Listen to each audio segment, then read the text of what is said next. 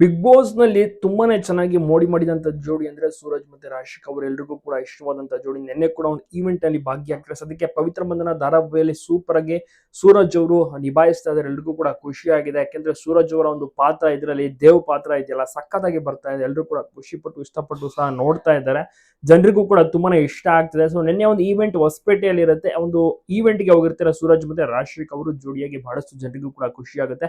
ಮತ್ತೆ ಒಂದು ಫಂಕ್ಷನ್ ಅಲ್ಲೂ ಸಹ ಭಾಗಿಯಾಗಿರ್ತಾರೆ. ಎಲ್ರಿಗೂ ಕೂಡ ಖುಷಿ ಆಯ್ತು ಒಂದು ಜೋಡಿನ ನೋಡಿ. ಮತ್ತೆ ಒಂದು ಜೋಡಿ ಒಂದಾಗಬೇಕು ಅಂತ ಸಾಕಷ್ಟು ಕಮೆಂಟ್ಸ್ ಗಳು ಕೂಡ ಬರ್ತಾನೆ ಇರುತ್ತೆ.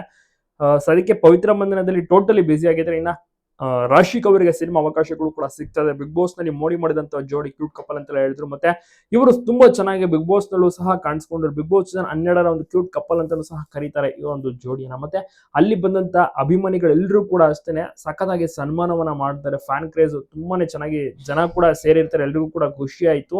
ಯಾಕೆಂದ್ರೆ ಈ ಒಂದು ಜೋಡಿ ಇದೆಯಲ್ಲ, ಎಸ್ಪೆಷಲಿ ತುಂಬಾನೇ ಕ್ಯೂಟ್ ಪೇರ್ ಆಗಿ ಕಾಣ್ತಾರೆ. ಮತ್ತೆ ಸೂರಜ್ ಅವ್ರಿಗೂ ಕೂಡ ರಾಶಿಕ್ ಅವರು ಅಂದ್ರೆ ಇಷ್ಟ. ಒಂದು ಪೇರ್ನಿಂದಾಗಿ ಎಲ್ಲಾ ಕಡೆ ಗಮನ ಕೂಡ ಸೆಳೆಯುತ್ತಿದ್ದಾರೆ. ಎಲ್ರಿಗೂ ಕೂಡ ಖುಷಿ ಆಗ್ತದೆ.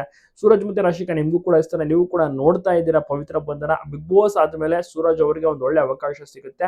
ಅದುವೇ ಪವಿತ್ರ ಬಂಧನ ಧಾರಾವಾಹಿ. ಇದರಲ್ಲಿ ಒಂದು ಮೈನ್ ಲೀಡ್ ಆಗಿ ನಡೆಸ್ತಾ ಇದ್ರೆ ಒಂದು ಮಹಾ ತಿರುವುಗಳು ಕೂಡ ಬರ್ತಾ ಇದೆ. ಟ್ವಿಸ್ಟ್ ಮೇಲೆ ಟ್ವಿಸ್ಟ್ ಕೂಡ ಸಿಗ್ತಾ ಇದೆ.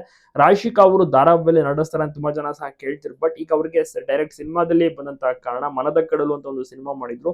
ಅದಾದ ಬಳಿಕ ಬಿಗ್ ಬಾಸ್ ಗೆ ಬಂದ್ರು. ಈಗ ಬೇರೆ ಸಿನಿಮಾ ಆಫರ್ಗಳು ಕೂಡ ಬರುತ್ತಿದ್ದು ಸಿನಿಮಾದಲ್ಲಿ ನಡೆಸುವಂತ ಒಂದು ಸಾಧ್ಯತೆಯೂ ಸಹ ಇದೆ. ಅತಿ ಶೀಘ್ರದಲ್ಲೇ ಒಂದು ಸಿನಿಮಾ ಯಾವುದು ಅಂತೆಲ್ಲ ಅವರು ಕೂಡ ಅನೌನ್ಸ್ ಮಾಡಲಿದ್ದಾರೆ. ನಿಮಗೂ ಕೂಡ ಇಷ್ಟನೇ ಒಂದು ಕ್ಯೂಟ್ ಕಪಲ್ ಜೋಡಿ? ತಪ್ಪದೆ ಕಮೆಂಟ್ ಮಾಡಿ. ಎಲ್ಲ ಕಡೆ ವಿಡಿಯೋನ ಶೇರ್ ಮಾಡೋದನ್ನ ಮರಿಬೇಡಿ.